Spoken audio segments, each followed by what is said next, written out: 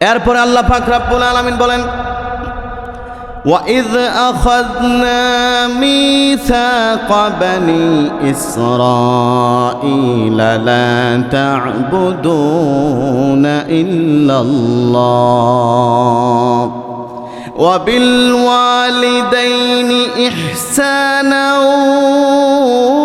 وَذِي الْقُرْبَى وَالْيَتَامَى وَالْمَسَاكِينِ وَقُولُوا لِلنَّاسِ حُسْنًا وَأَقِيمُوا الصَّلَاةَ وَآتُوا الزَّكَاةَ ثُمَّ تَوَلَّيْتُمْ إِلَّا قَلِيلًا مِّنكُمْ وَأَنتُم مُّعْرِضُونَ।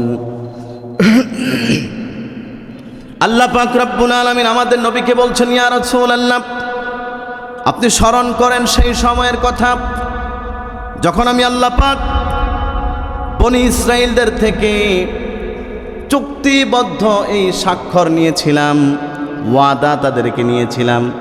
এক নাম্বার ওয়াদা, লা তা'বুদুনা ইল্লাল্লাহ, তারা যেন আল্লাহ ছাড়া অন্য কারো ইবাদত না করে। দুই নাম্বার, ওয়াবিল ওয়ালিদাইনি ইহসানা, তারা যেন মা বাবার সাথে উত্তম ইহসানপূর্ণ আচরণ করে। তিন নাম্বার, ওয়াদিল কুরবা, তারা যেন নিকট আত্মীয় যারা আছে তাদের সাথে যেন উত্তম আচরণ করে। চার নাম্বার, ওয়াল ইয়াতামা, ইয়েতিম যারা আছে তাদের সাথে যেন তারা উত্তম আচরণ করে। পাঁচ নাম্বার, ওয়াল মাসাকিন, তারা যেন মিসকিনদের সাথে, অভাবী মানুষের সাথে ভালো আচরণ করে। ছয় নাম্বার, ওয়াকুলু লিন্নাসি হুসনা, তারা যেন সবসময় মানুষকে ভালো কথা বলে, কল্যাণের কথা বলে, ন্যায়ের কথা বলে। সাত নাম্বার, ওয়াকিমুস সালাত, তারা যেন নামাজ কায়েম করে। আট নাম্বার, ওয়াতুজ যাকাত, তারা যেন যাকাত আদায় করে। এই আটটা ওয়াদা আমি আল্লাহ পাক রব্বুল আলামিন বনি ইসরাইল থেকে খুব কঠিনভাবে নিয়েছিলাম, শক্তিশালীভাবে তাদের থেকে ওয়াদা নিয়েছিলাম। কিন্তু আল্লাহ বলেন সেটার পরিণাম ফল কি হয়েছিল জানেন নাকি? সুম্মা তাওয়াল্লাইতুম ইল্লা কালিলাম মিনকুম, আল্লাহ পাক বলেন বনি ইসরাইলের মধ্য থেকে, তোমাদের মধ্য থেকে অল্প কয়েকজন মানুষ ছাড়া বাকি সবাই পৃষ্ঠ প্রদর্শন করেছে। ওয়া আনতুম মুরিদুন, এবং তারা সবাই তখন আল্লাহর এই ওয়াদাগুলো পালন না করে সেটার বিরোধিতায় তারা লিপ্ত হয়েছিল। বলেন নাউযুবিল্লাহ। আল্লাহ পাক রব্বুল আলামিন ইহুদি সম্প্রদায়, বনি ইসরাইল সম্প্রদায় সম্পর্কে বলছেন, ইহুদিরা সবসময় বলতো, লাং তামাসসানান নারু ইল্লা আইয়ামাম মা'দুদা, জাহান্নামের আগুন আমাদেরকে স্পর্শ করবে না, ইল্লা আইয়ামাম মা'দুদা, তবে নির্দিষ্ট কয়েকটা দিনের জন্যই আমাদেরকে জাহান্নামের আগুন স্পর্শ করবে। অর্থাৎ তারা বলতো যে ইহুদিরা কখনোই জাহান্নামে যাবে না, ইহুদিরা জান্নাতি। আমরা এবং আমাদের পূর্বপুরুষ যারা ছিল তারা যেই কয়েকদিন গরুর বাছুরের পূজা করেছিল 40 দিন, সেই 40 দিন শুধুমাত্র আমরা জাহান্নামে থাকবো, এর বেশি না, এরপরে আবার জান্নাতে চলে আসবো। মানে এটা তারা বলতো সবসময়। প্রথম বলতো যে জাহান্নামে আমরা কখনোই যাব না, দ্বিতীয়ত বলতো যদি যাওয়াও লাগে তারপরেও থাকবো মাত্র কয়দিন? 40 দিন। আল্লাহ পাক রব্বুল আলামিন বলেন, ক্বালাল্লাহু তাআলা বালা মান কাসাবা সাইয়্যাতান ওয়া আহাতাত বিহি খাতিআতুহু ফাউলাইকা আসহাবুন নারি হুম ফিহা খালিদুন।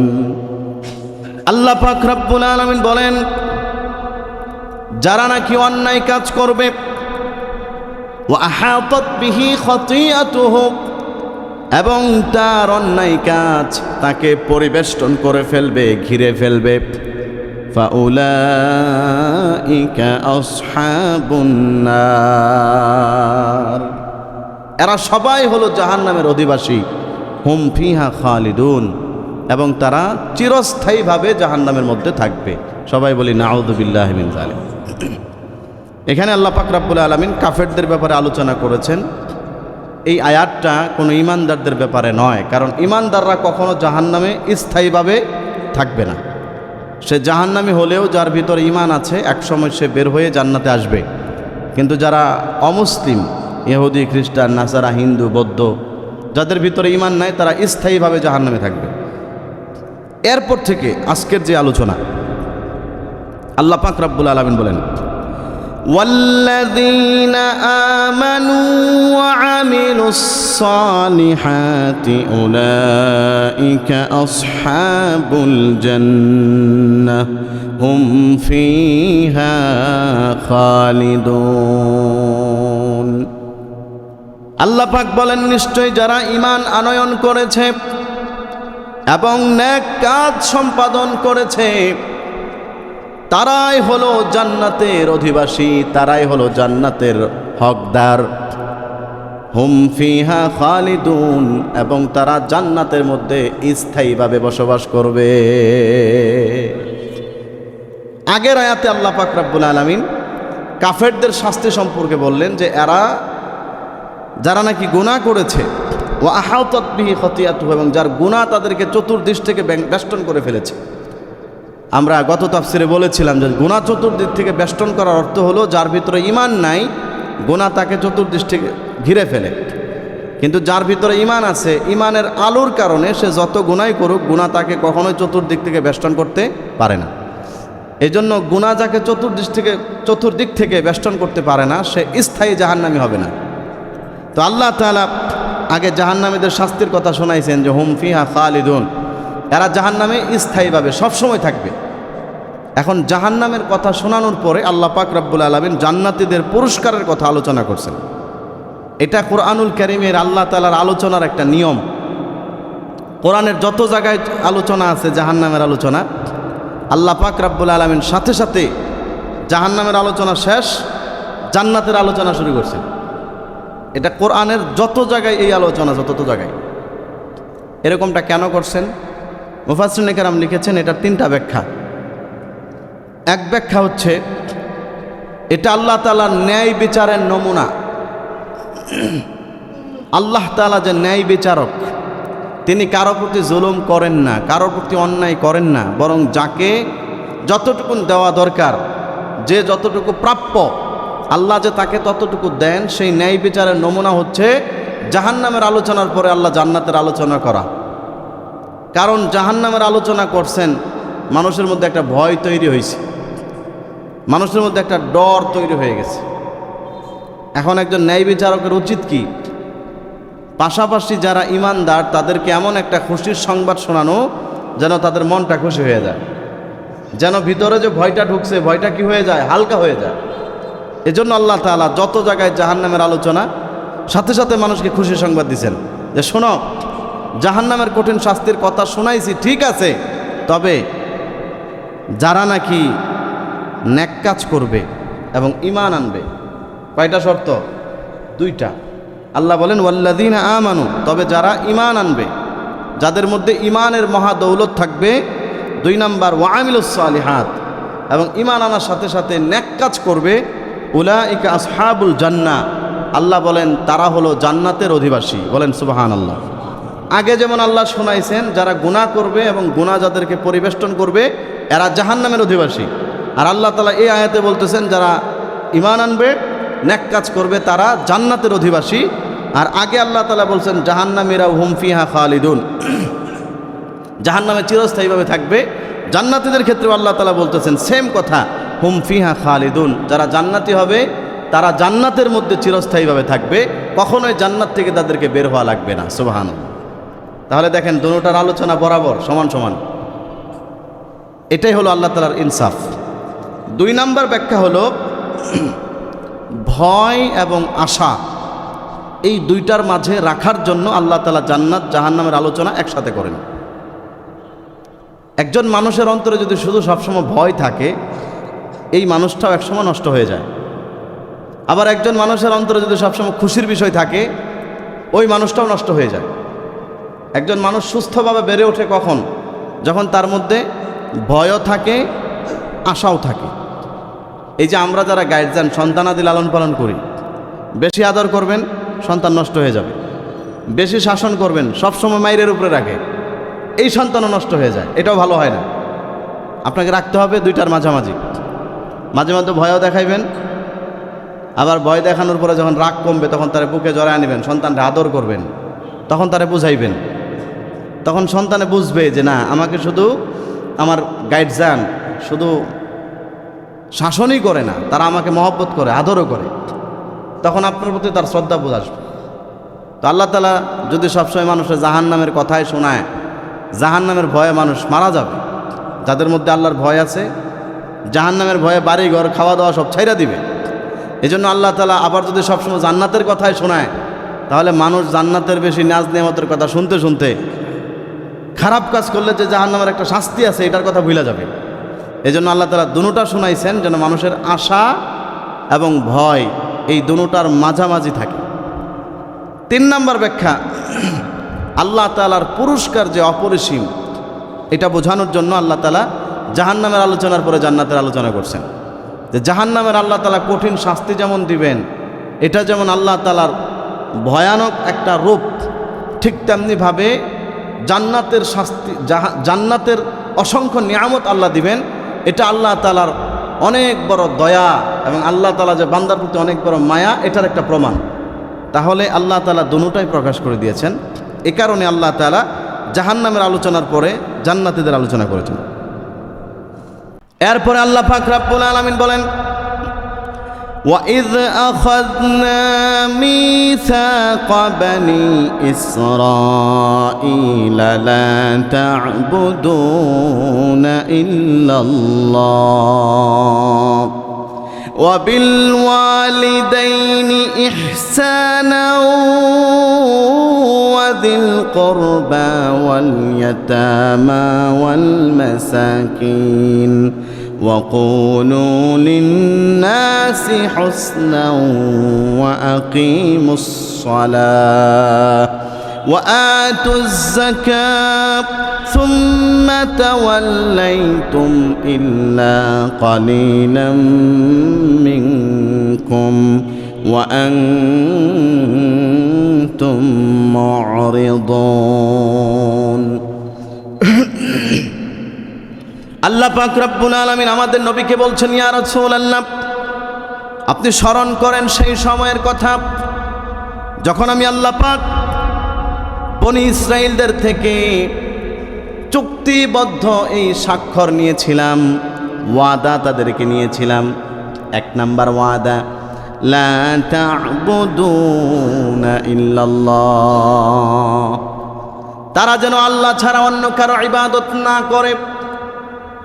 2 নাম্বার, ওয়াবিল ওয়ালিদাইনি ইহসানা, তারা যেন মা বাবার সাথে উত্তম ইহসানপূর্ণ আচরণ করে।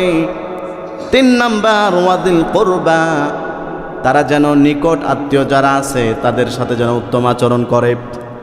4 নাম্বার, ওয়াল ইয়াতামা, ইয়তিম যারা আছে তাদের সাথে যেন তারা উত্তম আচরণ করে। 5 নাম্বার, ওয়াল মাসাকিন, তারা যেন মিসকিনদের সাথে, অভাবী মানুষের সাথে ভালো আচরণ করে।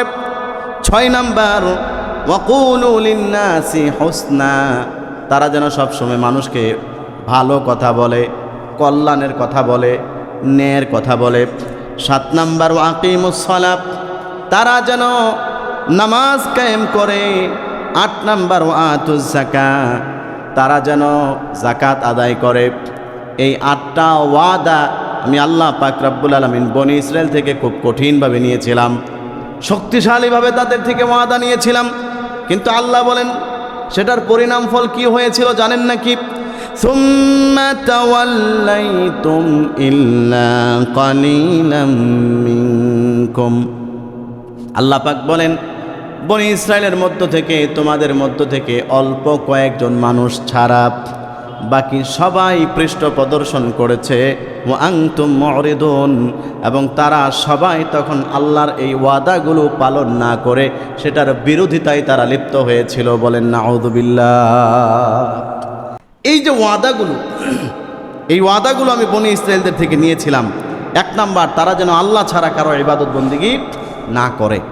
এটা হলো বর্তমান জমানার, মানে নবী যখন ছিলেন সেই জমানার বনি ইসরায়েলের বংশধর যারা ইহুদি যারা, তাদেরকে আল্লাহ শোনাইতেছেন, শোনো তোমাদের পূর্বপুরুষদের থেকে আমি এরকম ওয়াদা নিয়েছিলাম, তারা যেন আল্লাহ ছাড়া কারো ইবাদত না করে, তারা যেন বাবা মায়ের সাথে ভালো ব্যবহার করে, আত্মীয় স্বজনের সাথে ভালো ব্যবহার করে, ইয়েতিমের সাথে ভালো ব্যবহার করে, মিসকিনের সাথে ভালো ব্যবহার করে, এবং মানুষকে সবসময় যেন কল্যাণের কথা বলে, ভালো উপদেশ যেন মানুষকে দেয়, তারা যেন নামাজ কায়েম করে, যাকাত দেয়। এই 8টা ওয়াদা তাদের থেকে নিয়েছিলাম।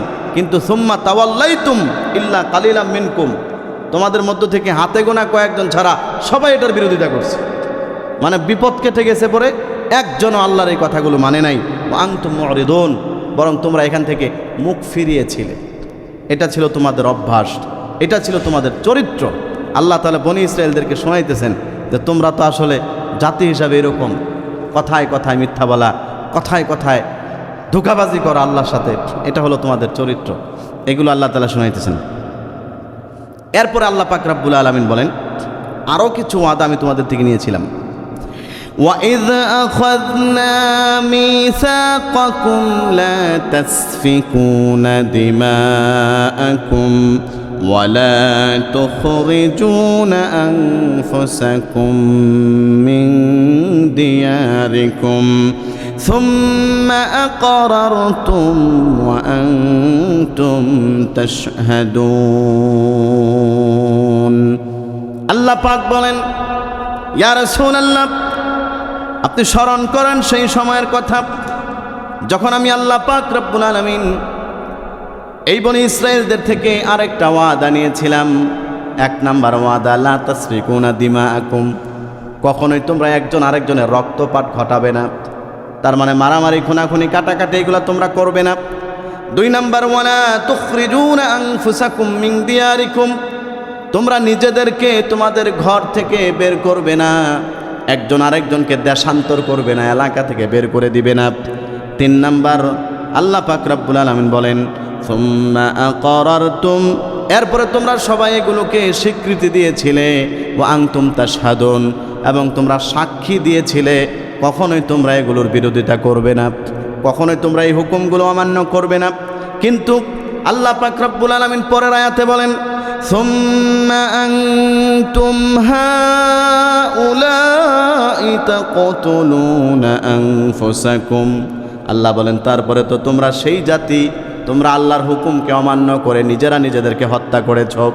ওয়া তুখরিজুনা ফারিকাম মিনকুম মিন দিয়ারিহিম, এক গ্রুপ আরেক গ্রুপের লোকদেরকে ঘর থেকে বের করে দিয়েছ। তুযাহারুনা আলাইহিম বিল ইসমি ওয়াল উদওয়ান, শত্রুতা এবং গুনার কাজে একজন আরেকজনের সাথে প্রতিযোগিতা করেছ। ওয়া ইয়াতুকুম উসারা তুফাদুহুম ওয়া হুয়া মুহাররামুন আলাইকুম, তোমাদের কাছে যদি কোনো বন্দী আসতো সেই বন্দীগুলোকে তোমরা টাকার বিনিময়ে মুক্ত করে দিয়েছ। ওয়া হুয়া মুহাররামুন আলাইকুম ইখরাজুহুম, অথচ তাদের এই বন্দীগুলোকে মুক্ত করে দেওয়াটা তোমাদের জন্য অবৈধ ছিল, হারাম ছিল। আল্লাহ পাক বলেন, আফাতুমিনুনা বিবা'দিল কিতাবি ওয়া তাকফুরুনা বিবা'দ, হে বনি ইসরাইল, তোমরা কি কিতাবের কিছু অংশে ঈমান আনো আর কিছু অংশে ঈমান আনো না, এমনটা করতেছো নাকি? আল্লাহ বলেন, ফামা জাযাউ মান ইয়াফআল যালিকা মিনকুম, তোমাদের মধ্য থেকে কেউ যদি এই কাজগুলো করে, তার মানে কোরআনের কিছু অংশ মানে আর কিছু অংশ না মানে, সুবিধাজনক নিজের মন মতো যেটা সেটা শুধু মানে, নিজের মনের সাথে যেটা মিলে না সেটা মানে না, এইরকম যারা করবে তাদের জন্য রয়েছে ইল্লা খিজিয়ুন ফিল হায়াতিদ দুনিয়া, দুনিয়ার জীবনে তাদের জন্য লাঞ্ছনা। ওয়া ইয়াউমাল কিয়ামাতি ইউরাদ্দুনা ইলা আশাদ্দিল আযাব, এবং কিয়ামতের দিন তাদেরকে কঠিন থেকে কঠিন আযাবের মধ্যে নিক্ষেপ করা হবে। ওয়া মাল্লাহু বিগাফিলিন আম্মা তা'মালুন, আল্লাহ পাক বলেন, মানুষ তোমরা মনে রেখো, তোমরা যা কিছু করো এই ব্যাপারে আল্লাহ তাআলা গাফেল নন, আল্লাহ তাআলা জানেন। সম্মানিত হাজিরিন, এই যে এতক্ষণ যে আয়াতের অর্থগুলো শুনলাম, এটার পিছনে একটা ঘটনা ছোট্ট তাফসিরের কিতাবের মধ্যে আছে। মদিনার মধ্যে 2টা গোত্র ছিল আনসারদের, মদিনার মধ্যে আনসারীদের দুইটা বংশ ছিল, একটার নাম হচ্ছে আউস, আরেকটার নাম হলো খাজরাজ। পাশাপাশি মদিনাতে ইহুদিদের বড় বড় দুইটা গোত্র ছিল, একটার নাম হলো বনু কোরাইজা, আরেকটার নাম হলো বনু নাজির। আবারও বলছি, আনসারদের দুই গোত্র মুসলমানদের, একটার নাম হলো আউস, আরেকটার নাম হলো খাজরাজ। আর ইহুদিদের দুইটা গোত্র ছিল, একটা ছিল বনু কুরাইজা আর একটা ছিল বনু নাজির। এখানে আউস এবং খাজরাজ আনসারদের যে দুইটা গোত্র, দুইটা দল, দুইটা বংশ, এদের মধ্যে সবসময় মারামারি লেগে থাকতো, সবসময় মারামারি, খুনাখুনি, কাটাকাটি লেগে থাকতো। এবং এখানে পরবর্তীতে যে পাশাপাশি আরও দুইটা গোত্র আছে ইহুদিদের, একটা হলো বনু কোরাইজা, আরেকটা হলো বনু নজির। এখানে বনু কোরাইজা হলো আউস গোত্রের বন্ধু, আর বনু নজির হলো আপনার খাজরাজ গোত্রের বন্ধু। এক গ্রুপ আরেক গ্রুপের সাথে বন্ধুত্ব ছিল। এখন সবসময় ইহুদিরা যুক্তি তর্ক দিয়া বিভিন্নভাবে প্যাচের মধ্যে ফালায়া আউস গোত্রকে খাজরাজ গোত্রের বিরুদ্ধে, খাজরাজ গোত্রকে আউস গোত্রের বিরুদ্ধে সারা বছর যুদ্ধের মধ্যে লাগাই রাখত। এটা ছিল ইহুদিদের একটা অভ্যাস। এবং এই যে ইহুদিদের অভ্যাসটা, মুসলমানদের মধ্যে দ্বন্দ্ব লাগায় রাখা, এটা নবীজি আসার আগেও দুনিয়াতে ছিল, নবীজি আসার পরেও ছিল। এবং এই অভ্যাস তাদের কিয়ামত পর্যন্ত থাকবে। এই যে বর্তমান পৃথিবীতে আপনারা দেখেন, এই ইহুদি খ্রিস্টানরা চক্রান্ত করে, দেখেন বর্তমান বিশ্বে অন্যতম শক্তিশালী দুইটা মুসলিম দেশ হচ্ছে পাকিস্তান আর আফগানিস্তান। এরা চক্রান্ত করে দেখেন পাকিস্তানকে আফগানিস্তানের বিরুদ্ধে লাগাই দিচ্ছে। গত কয়েকদিন আগে দেখেন নাই, পাকিস্তান আফগানিস্তানের উপর হামলা করছে। আচ্ছা, এখন পাকিস্তান যদি আফগানিস্তানকে হামলা করে, আফগানিস্তানকে বসে থাকবে? এরা তো বসে থাকার লোক না। যারা আমেরিকাকে 20 বছর পর্যন্ত যুদ্ধ করছেন আমেরিকার সাথে, তারপরও নিজের ভূখণ্ড দেশকে ছাড়ে নাই, এই লোকগুলো কি সহজে ছাইড়া দেওয়ার লোক? মারাত্মক প্লেয়ার। এরাও তো পাল্টা তখন এই পাকিস্তানে হামলা করছেন। এখন এই যে হামলা করছেন, দোনো গ্রুপের শত শত মানুষ মারা গেল, ক্ষতিটা কার হয়েছে? মুসলমানদের হয়েছে। শক্তিটা কমছে কার? মুসলমানদের কমছে। এই যে বর্তমানে ইরান যুদ্ধ চলছে, কাতার সরাসরি অবস্থান নিয়েছে ইসরায়েলের পক্ষে, ইরানের বিপক্ষে। সৌদি আরব সরাসরি অবস্থান নিয়েছে ইরানের বিপক্ষে, ইসরায়েলের পক্ষে। অথচ কাতার একটা মুসলিম দেশ, সৌদি আরব একটা মুসলিম দেশ, ইরান একটা মুসলিম দেশ। যদিও আকীদাগত পার্থক্য আছে, ইরানিরা শিয়া মুসলিম, কিন্তু সবাই তো কাফের না, তারা তো মুসলমান। সৌদি আরবের যারা, তারাও তো মুসলমান। এই সবগুলো মুসলিম দেশ যদি এক থাকতো, সবগুলো মুসলিম দেশের যেই আয় উন্নতি, যেই পরিমাণ তেল তারা উৎপাদন করতে পারে, তারা যদি ঐক্যবদ্ধভাবে সিদ্ধান্ত নিত যে কোনো অমুসলিমকে আমরা কোনো তেল দিব না, তাহলে তারা মিসাইল পরিচালনা কিভাবে করবে? তাহলে তারা তাদের যে জেট বিমানগুলো আছে, যুদ্ধ বিমানগুলো আছে, পরিচালনা কিভাবে করবে? কারণ তেলগুলো তো উৎপন্ন হয় শুধুমাত্র আরব দেশগুলোতে, মুসলিম কান্ট্রিগুলোতে। ইহুদি খ্রিস্টান এদের কাছে কোনো তেলের খনি নেই। আল্লাহ তাআলা সেগুলো দিয়ে রাখছেন মুসলমানদের কাছে। ওদের কাছে স্বর্ণের খনি নাই, আল্লাহ তাআলা দিয়ে রাখছেন মুসলিমদের কাছে, মুসলিম দেশগুলোতে। কিন্তু আজকে দেখেন, সৌদি আরবকে বোঝায় শোনায়া ইসরায়েলের ঘাঁটি সৌদি আরবে আছে, অথচ তারা মুসলমানদেরকে মারতেছে। ঘাঁটি বানাইছে কোন জায়গায়? মুসলমান দেশে। ওদের ঘাঁটি ওমানে আছে, মারতেছে মুসলমানদেরকে। মুসলমান দেশে ঘাঁটি বানাইছে, মুসলমান দেশে সামরিক ঘাঁটি বানাইছে। এগুলো মাঝে মধ্যে পড়ে দেখবেন। তা এই যে কাজগুলো করতেছেন, মুসলমানকে মুসলমানের বিরুদ্ধে লাগায় রাখছেন, এই ষড়যন্ত্র 1500 বছর আগে আল্লাহ তাআলা কোরআনে আয়াত নাযিল করে নবীজিকে জানায় দিয়েছেন যে এই বদমাইশগুলো, এরা সবসময় এই কাজগুলো করতো। আউসকে খাজরাজের বিরুদ্ধে, খাজরাজকে আউসের বিরুদ্ধে, বনু কোরাইজা নজিরের পক্ষ হইয়া, বনু নজির বনু কোরাইজার পক্ষ হইয়া সবসময় প্যাচ লাগায় রাখত। উদ্দেশ্য কি? যখন এরা নিজেরা ঝগড়া করবে, তখন তারা মরল সাজবে বিচার করার জন্য, তখন তারা নেতা সাজবে। আজকে যে কোনো দেশে যুদ্ধ লাগলে আমেরিকার কাছে গিয়ে ধর্ণা দেয়, রাশিয়ার কাছে গিয়ে ধর্ণা দেয়, কোরিয়ার কাছে গিয়ে, দক্ষিণ কোরিয়ার কাছে গিয়ে ধর্ণা দেয়, তো বিষয়টা সমাধান করে দেন। অথচ মুসলমানদের শক্তি সামর্থ্য তাদের চাইতে কোনো অংশেই কম না। এই হলো 1 নাম্বার বিষয়, নিজেদের মধ্যে দ্বন্দ্ব লাগাইয়া তাদেরকে শাসন করা। এটা হলো ইহুদিদের একটা চাল, চক্রান্ত। 2 নাম্বার হচ্ছে তাদের অস্ত্র বাণিজ্য। অস্ত্র সবচাইতে বেশি বানায় ইহুদি খ্রিস্টান, এরা অস্ত্র সবচাইতে বেশি বানায় রাশিয়া, চায়না, আমেরিকা, তারপরে এরপরে কি ইসরায়েল, এরা হলো অস্ত্র বানায়। এখন তারা কি করে, যে পাকিস্তানকে বুঝাইলো যেই কোনো মুহূর্তে কিন্তু তোমাদের আফগানিস্তানের সাথে যুদ্ধ লাগতে পারে, সুতরাং অস্ত্র তো লাগবে, তাহলে তোমার দেশের টাকা পয়সা ডলার যা আছে এগুলো সব বিনিময়ে আমাদের থেকে অস্ত্র কিনো। অস্ত্র কিনে পাকিস্তানকে অস্ত্র কিনতেছে, পাকিস্তানের টাকাগুলো তারা নিতেছে। সৌদি আরবকে বুঝাইছে যেই কোনো মুহূর্তে যেই কোনো দেশের সাথে যদি যুদ্ধ লাগে তাহলে আপনারা তাদেরকে ঠেকাবেন কিভাবে, নিজেদের শক্তি সামর্থ্য বাড়ানোর জন্য আপনারা তেল আমাদেরকে দেন, আমাদের অস্ত্র আপনারা নেন। এইরকম বুদ্ধি দিয়া মুসলমানদের ঘাঁটি দখল করে মুসলমানদের তেল সব তারা নিয়ে যাইতেছে, মুসলমানদের স্বর্ণগুলো তারা নিয়ে জমা করতেছে, চাইনা মুসলমানদের স্বর্ণগুলো নিয়ে জমা করতেছে, আর ওদের কাছে অস্ত্র বিক্রি করতেছে। অস্ত্র রাইখা দেন, ভবিষ্যতে কাজে লাগবে। এই যে একটা প্যাচ লাগায় রাখার সিস্টেম, আল্লাহ পাক রাব্বুল আলামিন বলেন এই 2 গোত্রের উপরে আল্লাহর পক্ষ থেকে 3টা নিষেধাজ্ঞা ছিল। 1 নাম্বার নিষেধাজ্ঞা ছিল লা তাসফিকুনা দিমাআকুম, তোমরা একজন আরেকজনের রক্ত প্রবাহিত করবে না, তার মানে মারামারি করবে না। 2 নাম্বার ওয়ালা তুখরিজুনা আনফুসাকুম মিন দিয়ারিকুম, তোমরা একজন আরেকজনকে দেশ থেকে বের করে দিবা না। 3 নাম্বার, কেউ যদি যুদ্ধের ময়দানে বন্দী হয়ে আসে সেই বন্দীদেরকে টাকা পয়সার বিনিময়ে তোমরা কখনোই মুক্ত করবা না, এটা তোমাদের জন্য হারাম। কিন্তু আল্লাহ পাক বলেন সুম্মা আনতুম হাউলাই, তারপরে তোমরা হচ্ছে সেই জাতি তাকতুলুনা আনফুসাকুম, তোমরা নিজেদেরকে নিজেরা হত্যা করেছো, তার মানে আল্লাহর প্রথম আদেশ অমান্য করছো। 2 নাম্বার ওয়া তুখরিজুনা ফারিকাম মিনকুম মিন দিয়ারিহিম, এবং এক গ্রুপ আরেক গ্রুপকে তোমাদের দেশ থেকে বের করে দিয়েছো, দেশান্তর করেছো। এরপরে গুনাহের কাজে অন্যায়ের কাজে একজন আরেকজনকে সহযোগিতা করেছো। ওয়া ইয়াতুকুম উসারা তুফাদুহুম ওয়া হুয়া মুহাররামুন আলাইকুম ইখরাজুহুম, যদি কোনো বন্দী তোমাদের কাছে আসতো তখন তোমরা তাদেরকে টাকার বিনিময়ে মুক্ত করে দিয়েছো, অথচ এটা তোমাদের জন্য হারাম ছিল যে বন্দী হইলে কেউ টাকার বিনিময়ে তাকে মুক্ত করা যাবে না, শাস্তির আওতায় তাকে আনতে হবে।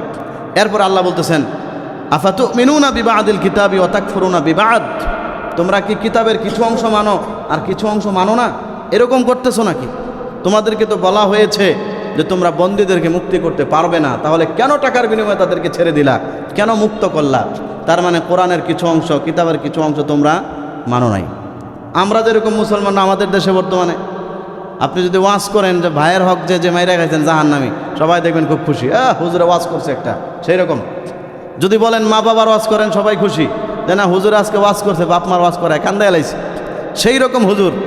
কিন্তু এখন যদি ওয়াজ করি সুদের বিরুদ্ধে, দেন সুদখুররা আমার বিরুদ্ধে লাগিয়ে যাবে, দেখ হুজুরের সুদের বিরুদ্ধে কথা কয়। আচ্ছা বলেন তো, বাপ মার ওয়াজ করলে যে আপনি খুশি হইলেন, যেই বাপ মার ওয়াজ কোরআনে আছে, তাহলে সুদের ওয়াজ করলে আপনি খারাপ লাগলো কি লিগা? সুদের ওয়াজ কি আমি কোরআনেতে বলি নাই? কথা বলেন না কেন? সুদের ওয়াজ কি কোরআনের ওয়াজ না? আল্লাহ তাআলা এটাই বলতেছেন, তুমি কি কোরআনের কিছু অংশ মানো আর কিছু অংশ মানো না? বাপ মার খেদমতেরটা মানলা, সুদেরটা মানো না, এরকম মনে করো নাকি? আল্লাহ তাআলা বলতেছেন ফামা জাযাউ মান ইয়াফআল যালিকা মিনকুম ইল্লা খিজিয়ুন ফিল হায়াতিদ দুনিয়া, তোমাদের মধ্য থেকে যারা এই কাজগুলো করবে, কিছু অংশ মানবে কিছু অংশ মানবে না, তাদের 1 নাম্বার শাস্তি দুনিয়ার জীবনে তাদের কপালে আমি আল্লাহ তাআলা লাঞ্ছনা ঝুলাইয়া দিব। বলেন নাউযুবিল্লাহি মিন যালিক। দুনিয়ার জীবনে তাদের কপালের মধ্যে লাঞ্ছনা। আজকে মুসলিম বিশ্বগুলো জুলুম নির্যাতনের শিকার, এই যে লাঞ্ছনা, এই কথা তো আল্লাহ তাআলা 1500 বছর আগেই কোরআনে বলে দিয়েছেন। কি বলেন, এটা একটা লাঞ্ছনা না? এটা একটা লজ্জা না? এই একটা লজ্জা, এই এক লাঞ্ছনা আল্লাহ তাআলা আমাদের কপালের মধ্যে ঝুলাইয়া দিয়েছেন। এটা আমাদের হাতের কামাই, আল্লাহর কোনো দোষ নেই। আল্লাহ তো আগেই বলে দিয়েছেন তোমরা এটা করলে আমি এটা করব, আর এটা তোমরাও করবে না আমিও করব না, শেষ। আল্লাহ বলেন যারা এরকম করবে তাদের জন্য দুনিয়ার জীবনে লাঞ্ছনার জীবন দিব। আজকে এই যে যুদ্ধগুলো চলতেছে, এগুলোর কারণে কোনো একটা দেশকে শান্তিতে ঘুমাইতে পারে?